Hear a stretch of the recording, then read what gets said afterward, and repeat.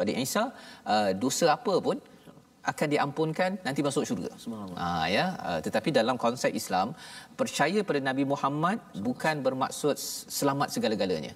Percaya mesti diikuti dengan wa ata'na, sami'na wa ata'na. Jadi kalau dalam ayat ini mereka menyatakan Rabbana, tema dalam surah Ali Imran ini banyak bila Nabi, kalau kita kisah awal surah ini, Nabi Zakaria dapat anak, diberi kabar gembira. Nabi Zakaria terus bercakap dengan Allah, bukan cakap dengan malaikat. Betul. Direct. Kalau terus direct. Maryam dapat berita, malaikat bawa berita, terus direct kepada Allah.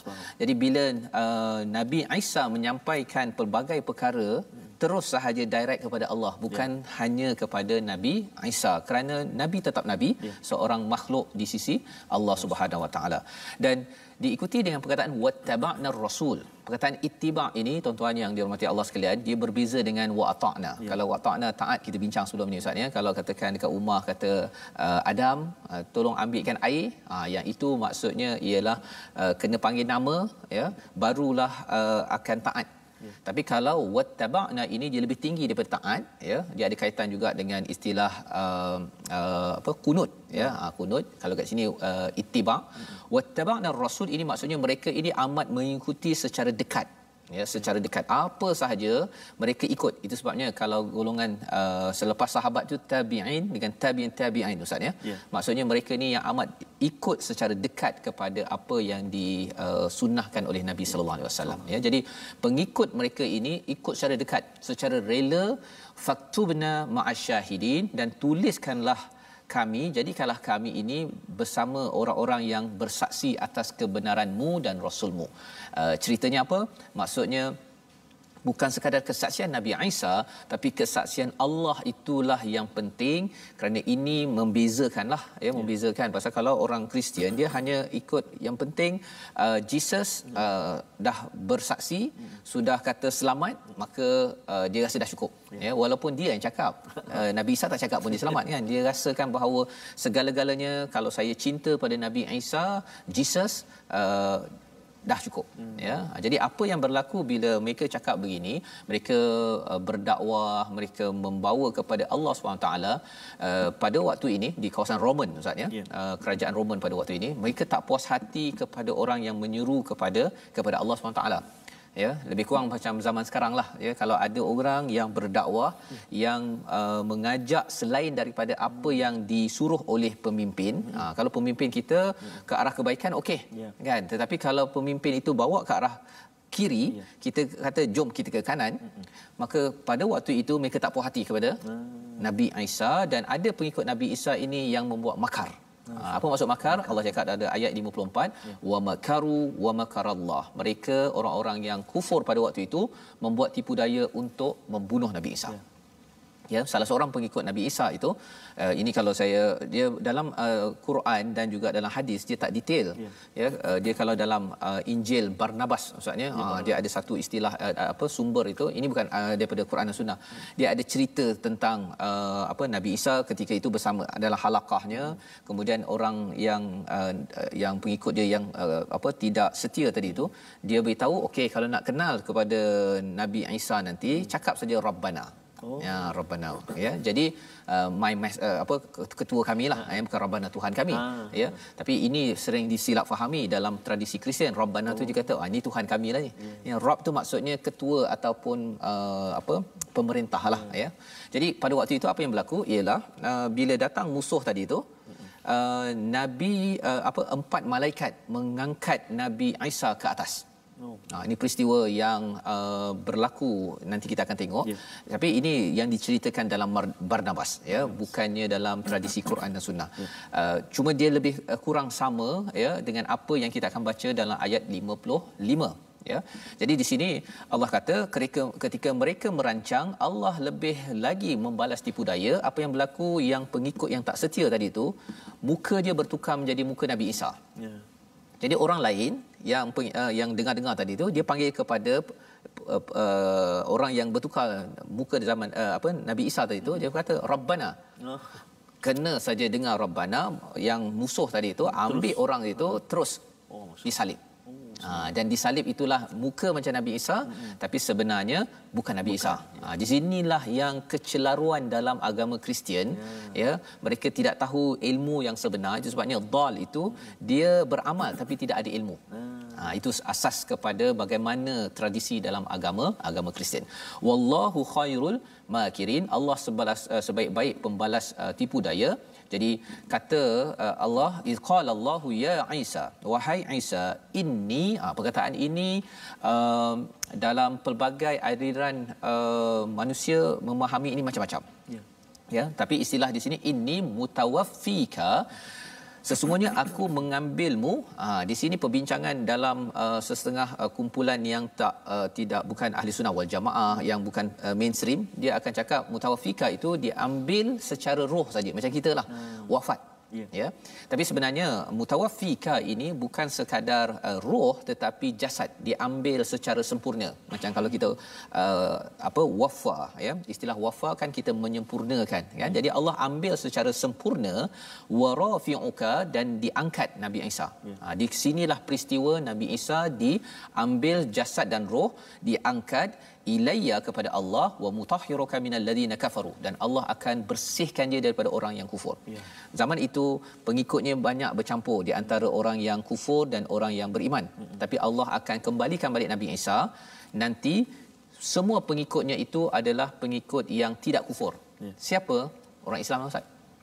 Bila satu hari nanti Nabi Isa turun, waja'ilul ladina tabauka fawqal ladina kafaru, Allah akan menjadikan orang yang mengikutmu di atas orang-orang yang ingkar. Jadi orang-orang yang Islam akan melangkau ataupun lebih menang daripada orang-orang kufur, sama ada Kristian, Yahudi apa sebagainya. Tapi dalam agama Kristian mereka menunggu Jesus juga.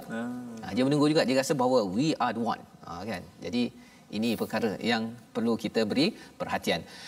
Dan ila yaumil qiyamah. Jadi bila bercakap tentang fauqa ini saja, dia menang, maksudnya ini melambangkan kepada satu pertembungan. Dalam agama Kristian mereka menggunakan istilah Armageddon. Armageddon. Di mana orang yang ikut pada Nabi Isa yang betul dengan yang kufur ini akan bertarung. Dan ketika ila yaumil qiyamah, dekat dengan hari kiamat, ini adalah antara petanda akhir zaman. Thumma ilayya marji'ukum fa'ahkumu bainakum fima kuntum fihi tahtalifun. Pada waktu itu akan diceritakan ataupun ditentukan siapa yang betul, siapa yang tak betul.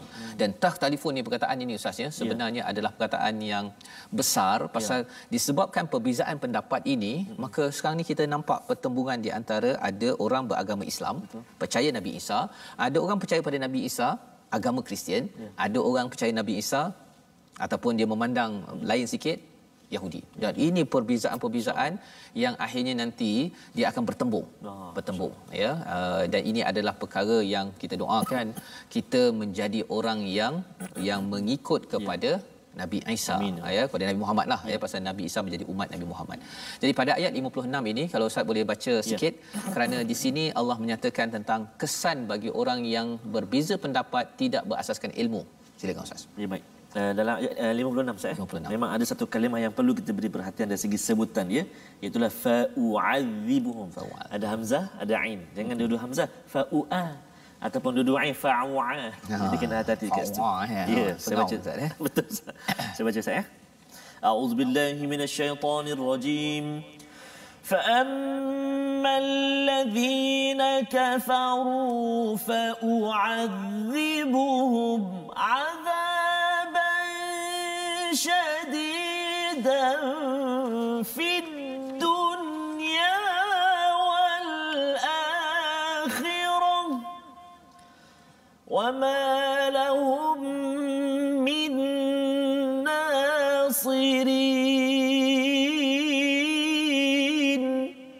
Sadaqallahul azim. Maka adapun orang-orang kafir, maka akan aku azab mereka dengan azab yang sangat pedih di dunia dan di akhirat, sedangkan mereka tidak akan memperoleh penolong. Maksudnya ini adalah satu ancaman Allah kepada orang-orang yang kufur kepada keimanan pada Allah secara umum, tapi lebih spesifik kepada Nabi Isa, kebenaran Nabi Isa. Maksudnya kalau kufur menjadi orang Kristian, Allah akan mengazab mereka ini azaban syadida. Allah tekankan lagi amat sengsara fi dunya wal akhirah. Bukan sekadar di akhirat, ya, di dunia lagi dah. Dan kefahaman perkara ini bukan sekadar Allah akan azab secara massa ataupun secara menyeluruh, tetapi boleh saja secara individu, ya. Apabila seseorang itu kufur, kesannya ialah dia mungkin stres, ya, dia cepat sakit hati, sakit jiwa, ya. Perkara-perkara inilah yang Allah nyata tidak ada bantuan, ya, yang besar datang daripada Allah kepada orang yang kufur, membawa kita kepada perkataan kita pada hari ini. Mari sama-sama kita saksikan, iaitu perkataan tabi'ah, ya, yang berulang sebanyak 174 kali. Maksudnya apa? Mengikut secara dekat, ya, mengikut secara dekat. Walaupun mungkin orang persoalkan, ustaz, ya, mengapa kena berpusing ke kanan ke kiri pada zaman sahabat itu. Mereka sahabat berkata pasal kami ini mengikut pada Rasul. Jadi ini perkataan yang tabi'ah, ya, yang kita doakan kita adalah orang yang sentiasa ittiba' ila Rasul, ya. Kalau hawariyun itu amat dekat, committed dalam mengikut kepada Rasul dan sudah tentunya mengikut kepada Allah Subhanahu Wa Taala. Jadi ini pelajaran kita daripada halaman 57 untuk ayat sehingga ayat 56, kisah Nabi Isa. Kita akan sambung kembali selepas ini. My Quran Time, baca, faham, amal, insya-Allah. Ya Rasulullah, ya Habiballah, kami rindu padamu. Allahumma salli ala Muhammad, ya Rabbi salli alaihi wasallim.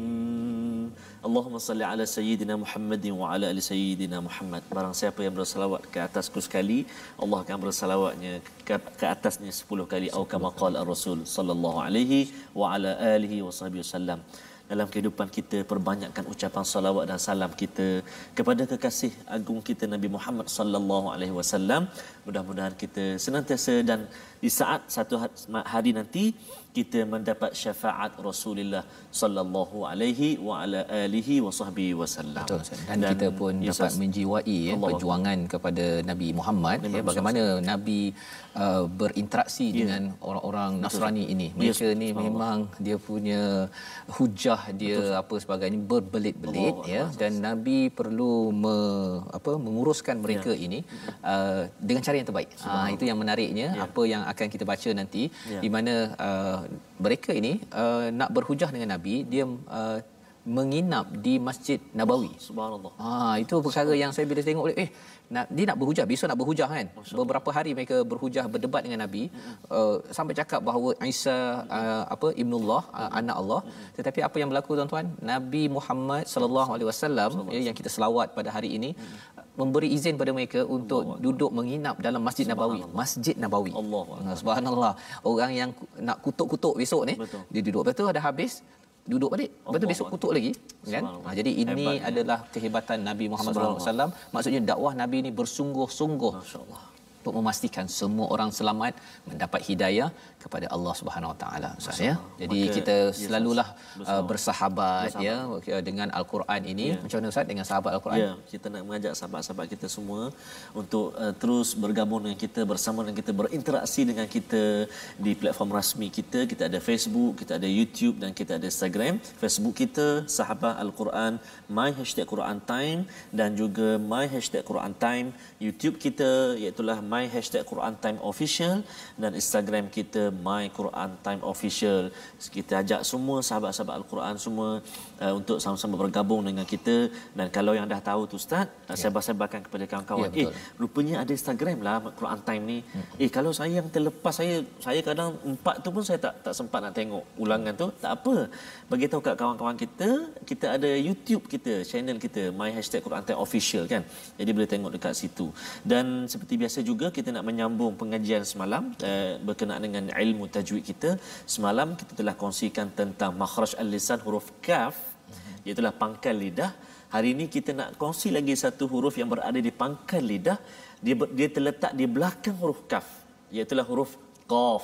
Dekat-dekat tu, kaf, qaf, Kan saya sebut pun lain kan, kaf dengan qaf. Iaitulah makhraj khas al-lisan, lidah, dan kita fokus kepada makhraj pangkal lidah, iaitulah huruf qaf. Tengok bulatan tu, bulatan yang kita bulat dekat situ, pangkal lidah dekat situ, iaitulah pada contoh dia ayat yang ke-55. Ayat yang ke-55, idz qala Allah, permulaan itu. Idz qala Allahu, idz qala Allahu. Jadi qaf ni tuan-tuan dan puan-puan sahabat-sahabat Al-Quran semuanya, dia terletak di, kalau lidah kita, ni lidah kita kan, kaf di depan, qaf belakang dia. Qaf ni dia dekat dengan anak tekak. Qaf ni dia dekat dengan anak tekak, bukan anak sulung, anak tekak kita. Dekat dengan anak tekak kita tu. Dia kalau kita sebut qa tu. Kalau kita pergi Terengganu Ustaz, mentang-mentang orang Terengganu. Akak Ustaz. Nak beli kuih akak, biar ada kol-kolah sekali. Nak beli kuih akak RM5. Dia akan bagi ekstra sebab ada kol-kolah sekali. Jadi jangan kita cakap nak beli kuih, nak beli apa ni berapa ringgit akak. Jadi dia tukar tu. Ni awak nak akak ke akak ni? So itu perbezaan dia Ustaz. Contoh kalau kalimah idz qala Allah, permulaan ayat 55 tu. Kalau kita baca dengan huruf kaf, idz qala Allah, dah bertukar Ustaz. Yang ni idz qala Allah, ingatlah ketika Allah berfirman, maksud dia qala. Kalau kita sebut kala, tu dikala sepi lah. Contoh. Maksudnya kita kena hati-hati. Semalam kita kongsi kaf di depan dia, qaf belakang dia. Maknanya lagi hampir dengan anak tekak kita. Masya-Allah.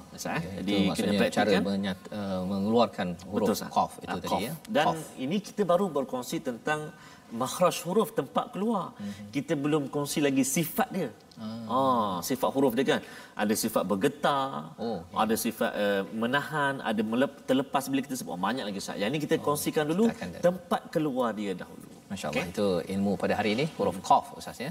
Untuk memastikan. Maksudnya memang bila cakap tentang lisan ini, ya, nikmat lidah kita ini memang besar sebenarnya kan. Pasal setiap tempat je ini adalah ruang selain daripada rasa kesedapan durian ataupun mangga ya.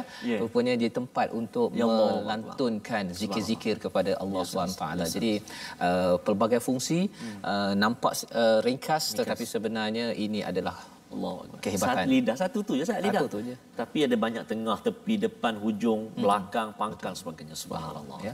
Jadi kita nak menyambung kembali pada kali ini untuk ayat 57 hingga 61. Kalau tadi kita bercerita pada ayat 56, bagi orang yang kufur kepada Allah Subhanahu Wa Taala, yang tidak mahu ataupun tidak mahu beriman kepada kebenaran, ada azab.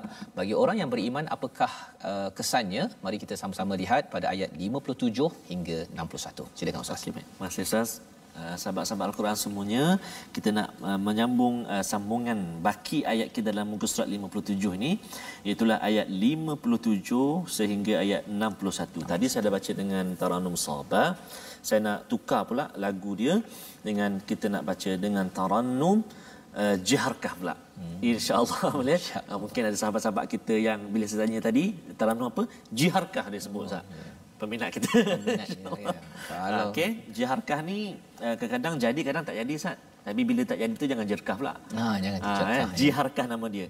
Sebenarnya sangat dekat dengan kita lagu Takbir Raya tu Ustaz. Lagu Takbir Raya kan. Jadi mari kita sama-sama cuba, sahabat-sahabat kan cuba ikut, perhatikan, cuba ikut pelan-pelan insya-Allah A'udzu billahi minasy syaithanir rajim. وَأَمَّا الَّذِينَ آمَنُوا وَعَمِلُوا الصَّالِحَاتِ فَيُوَفِّيهِمْ أُجُورَهُمْ وَاللَّهُ لَا يُحِبُّ الظَّالِمِينَ ذَلِكَ نَتْلُوهُ عَلَيْكَ مِنَ الْآيَاتِ وَالذِّكْرِ الْحَكِيمِ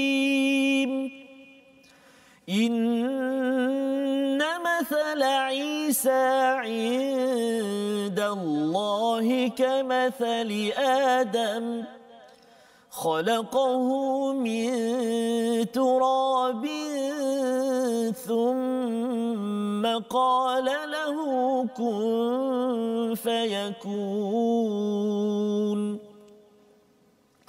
الحق الحق من ربك فلا تكن من الممترين فمن حاجك فيه من بعد ما جاءك من العلم فقل تعالوا ندع أبناءنا وأبناءكم ونساءنا ونساءكم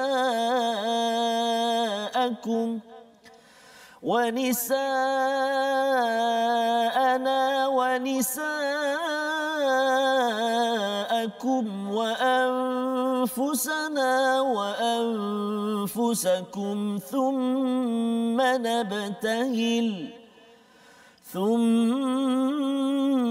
نبتهل فنجعل لعنة الله على الكاذبين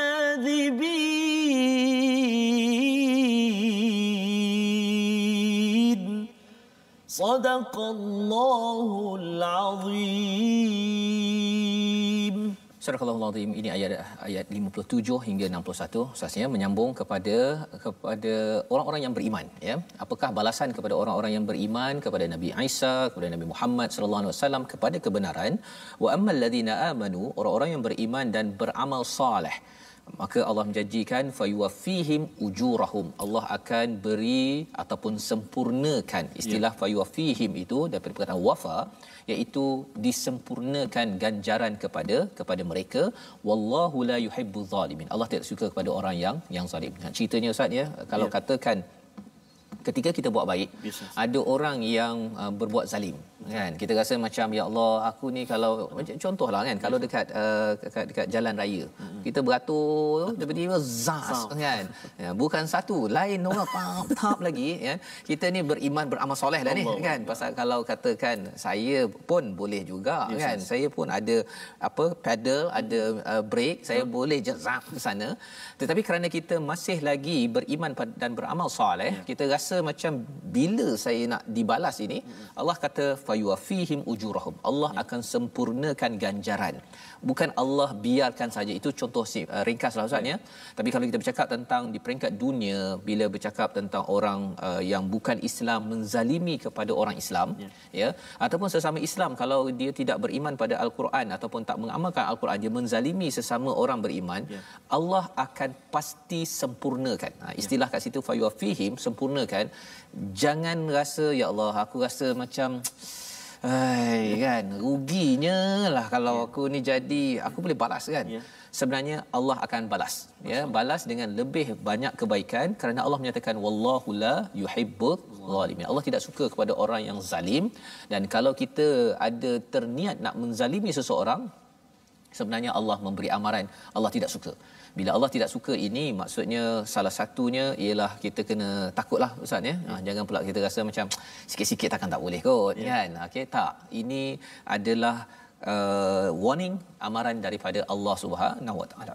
Pada ayat 58, zalika natluhu alayka minal ayati wadh-dhikril hakim, ya, iaitu pada ayat 68 ini ataupun 58, demikianlah kami bacakan kepadamu wahai Muhammad sebahagian daripada ayat-ayat dan peringatan yang penuh dengan hikmah.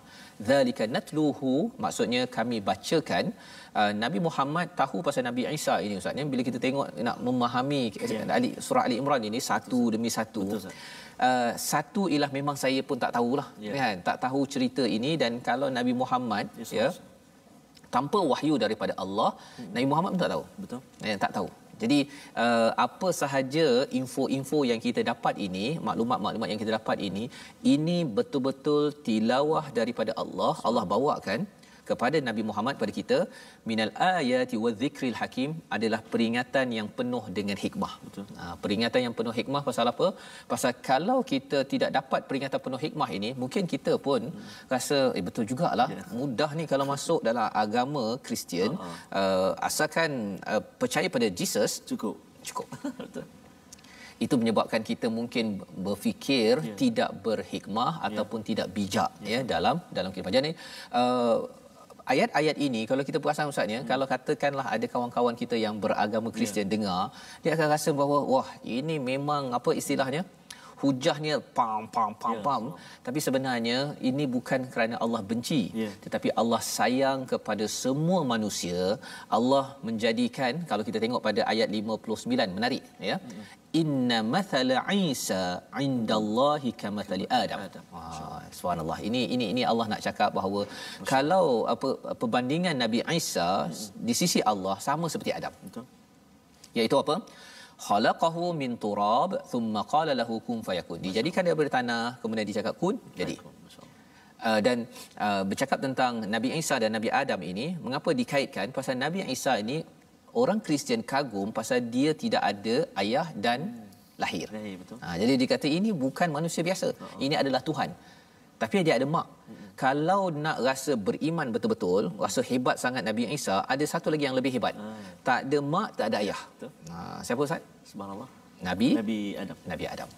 Sepatutnya kalau nak rasa lebih hebat, buat satu lagi agama, percaya kepada Nabi Adam. Kan. Jadi ini Allah bagi bagi ini. Pasal apa? Pasal Allah sayang kita sebagai Bani Adam, umat Nabi Adam ini, kalau boleh nak kembalikan ke syurga balik dengan kebenaran yang betul-betul daripada Allah SWT. Bukan buat-buat, bukannya dengan kebatilan. Jadi ayat seterusnya al-haqqu, kebenaran ini min rabbik. Masya-Allah. Daripada Tuhan. Fala takum minal mumtarin, jangan kamu jadi di kalangan orang-orang yang ada miryah. Mumtarin ini daripada kata miryah, dah bawa dia punya hujah betul-betul, tetapi lepas itu diselewengkan. Okey, diselewengkan. Contohnya lah bila ada masa saya di luar negara Ustaz bila saya bercakap dengan orang Kristian ni, kadang-kadang bila kita berhujah, dia tak boleh berhujah kan, dia akan pusing dia punya hujah dia. Dan dia kemudian dikata ini adalah misteri. Kan, this is mystery of faith, dia kata misteri dalam keimanan. Kita tidak boleh memahami perkara ini segala-galanya kerana ini adalah misteri, kan? Tidakkah awak rasa bahawa ini misteri? Dia gunakan kaedah begitu. Tapi sebenarnya dalam agama Islam kita bukan cerita-cerita misteri ataupun yang pelik-pelik untuk kita beriman. Kita beriman dengan ayat, dengan kebesaran, dengan hujah datang jelas menggunakan akal yang Allah berikan kepada kita. Jadi di sini Allah menyatakan pada ayat 61 ini sebagai hujung. Ini yang dicakapkan bila Nabi dah bawakan satu demi satu, masih lagi kata tak, kami tetap juga percaya Nabi Isa sebagai Tuhan, walaupun Nabi Adam tu lebih hebat daripada Nabi Isa. Kalau cakap tak ada ayah tak ada ibu, tak juga dia percaya. Okey, fine, kita mubahalah. Apa maksud mubahalah? Jom kita baca sekali lagi ayat 61 ini bersama dengan Ustaz Tarmizi. Terima kasih Ustaz. Ayat 61 iaitu di akhir muka surat itu saya. A'udzubillahi minasyaitonirrajim. فمن حاجك فيه من بعد ما جاءك من العلم فقل تعالوا ندع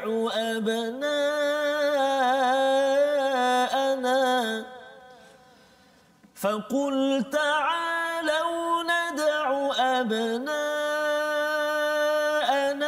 وأبناءكم ونساءكم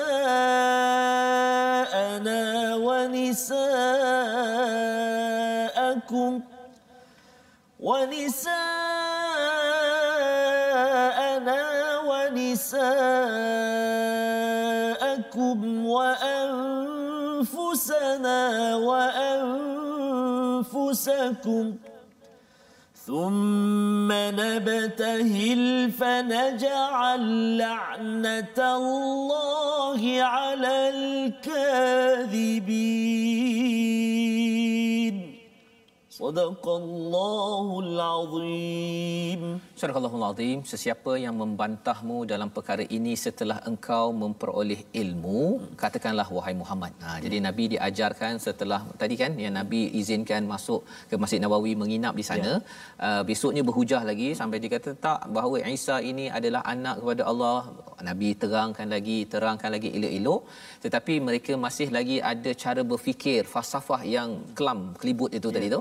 Maka kesannya apa tuan-tuan sekalian? Allah ajarkan kepada Nabi, okey fine, kata pada mereka, marilah kita panggil anak kami anak kamu, isteri kami isteri kamu, kami sendiri kamu juga.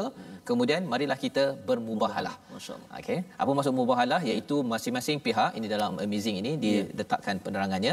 Masing-masing pihak di antara orang yang berbeza pendapat berdoa kepada Allah dengan bersungguh-sungguh agar Allah menjatuhkan laknat kepada pihak yang berdusta. Ya. Dan bila Nabi buat begini pada zaman Rasul sallallahu alaihi wasallam, mereka tak berani ustaz ya, pasal kalau mereka kata Nabi sallallahu alaihi wasallam dalam hadis, kalau katakan orang-orang ni keluar bersama anak dan isteri mereka, maka orang Kristian hancur habis sepanjang zaman. Masya-Allah. Ya, kalau mubahalah ini digunakan kerana apa? Kerana ia bukan main-main. Betul, ya, bukan main-main kerana ia menjemput laknat kepada orang yang berdusta. Dan perkara inilah yang amat ditakuti oleh orang Kristian. Ya, subhanallah. Zaman Nabi sampai zaman sekarang, kalau ia masih lagi, kalau ada yang kata jom kita bincang pasal kebenaran, okey, jom mubahalah. Yang ini memang mereka takut. Pasal apa? Pasal mereka yakin bahawa azab kepada Allah ini adalah betul. Benar-benar pernah berlaku, boleh berlaku sekarang, akan berlaku. Ya, bagi mereka yang berdusta kepada Allah Subhanahu Wa Taala. Jadi ini membawa kita kepada kesimpulan kita ustaz ya. Saya bacakan sikit daripada hadis Riyadhus Salihin di sini. Bercakap tentang orang yang beriman, bertawakal pada Allah. Daripada Umar berkata, Rasulullah bersabda, andai kata kamu bertawakal pada Allah dengan sebenar-benarnya, nescaya kamu diberi rezeki sebagaimana dia memberi rezeki kepada burung. Burung itu pergi dengan perut kosong di pagi hari dan pulang dengan perut yang terisi penuh di petang hari. Ya. Jadi ini nak cerita tentang apa? Keimanan pada Allah semata-mata. Bukannya ada anak, kena ada orang lain apa sebagainya untuk mengganggu yang menjadikan kita syirik, naudzubillah, ya, kepada Allah Subhanahu Wa Taala. Tetapi dalam agama Kristian ataupun agama-agama lain, mereka ada unsur-unsur ini. Bertawakal kepada selain daripada Allah. Macam tadilah. Kalau saya nak selamat, saya ni ada banyak dosa ni. Kalau boleh saya minta Jesus Christ, please be the savior. Kan? Jadikanlah saya sebagai penyelamat kepada saya. Yang itu sebenarnya tawakal selain daripada Allah. Allah kata bahawa burung pun pandai bertawakal pada Allah. Kan? Seganlah kalau kita ini bertawakal selain daripada Allah yang satu. Membawa kita kepada resolusi kita, 3 resolusi pada hari ini. Mari sama-sama kita saksikan. Yang pertama daripada ayat yang ke-54. Ya, apakah poin yang kita dapat jadikan sebagai resolusi? Iaitu jangan melakukan tipu daya pada Allah yang amat bijak menyusun strategi.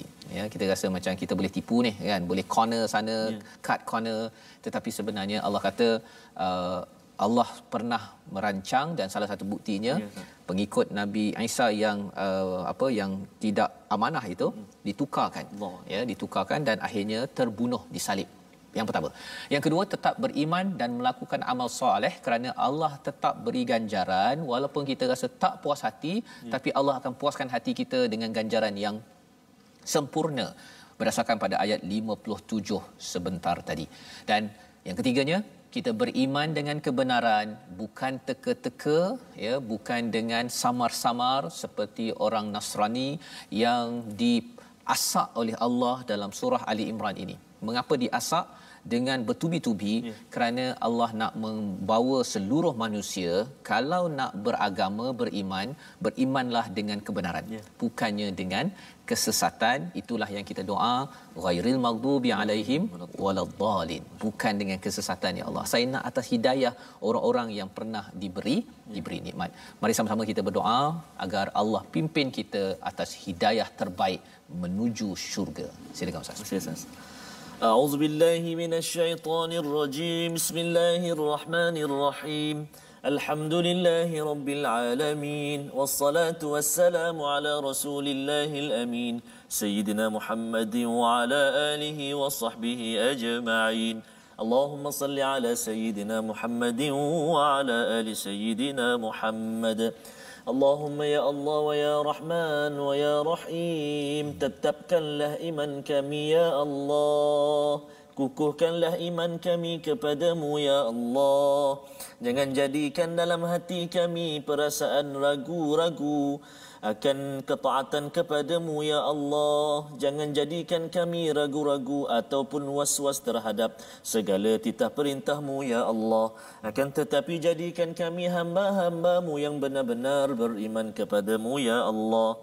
Ya Allah, ya Tuhan kami, kuatkan iman kami. Lantaran itu kuat juga kami bersahabat dengan kalam-Mu Al-Quran, membacanya, memahaminya, mentadaburinya dan juga mengamalkannya ya Allah. Birahmatika ya Arhamar Rahimin. Permudahkan kami ya Allah, permudahkan kami ya Rahman, permudahkan kami ya Rahim. Wa sallallahu ala sayyidina Muhammadin wa ala alihi wa sahbihi wa baraka wa sallam. Walhamdulillahi rabbil alamin. Minna wa minkum taqabbal ya karim. Amin ya rabbal alamin. Terima kasih Ustaz membacakan doa sebentar tadi sebagai satu pendambaan kita kepada Allah SWT agar Allah memimpin kita ya pada setiap masa dengan panduan Al-Quran dan kita terus kekal ya, walaupun mungkin ada yang berkata menariklah agama Kristian ini pasal dia ada loving kan, kasih sayang. Sebenarnya kasih sayang itu lebih banyak di dalam agama Islam ini bila kita lihat kepada isi kandungan Al-Quran. Allah sayang dia, kalau mak sayang Ustaz ya, maksudnya dia ingatkan berkali-kali kan untuk belajar, untuk jaga kesihatan dan sebagainya berkali-kali. Pasal bukannya mak benci mengingatkan banyak kali itu ya. Dan dalam konteks ini lebih daripada itu, walillahil a'la mathalul a'la, maksudnya ialah Allah mengingatkan berkali-kali ini adalah untuk kita mendapat hidayah, jangan terheret ke pada kebatilan. Ini membawa kita kepada platform kita Wakaf untuk Ummah, satu usaha di mana kita ingin menyebarkan kasih sayang dan rahmat Allah ya melalui mushaf yang ada, yang akan ditatap oleh lebih ramai lagi insan-insan yang mungkin tidak berkemampuan daripada sumbangan tuan-tuan. Jadi saya menyeru untuk kita sama-sama menyumbang ya dalam Wakaf untuk Ummah dengan nombor yang tertera di atas skrin TV ataupun di Facebook tuan-tuan. InsyaAllah kita akan bertemu lagi Ustaz ya pada jam 5 petang, pada jam 10 malam dan 6 pagi ya. Ini pada hari Isnin hingga Jumaat. Itu masa-masa kita bertemu untuk mengulang kaji balik apa yang telah kita pelajari. Dan kita mengucapkan ribuan terima kasih kepada Mufas yang membawakan program ini dan juga pada tuan-tuan yang bersama My Quran Time, baca, faham, amal insya-Allah.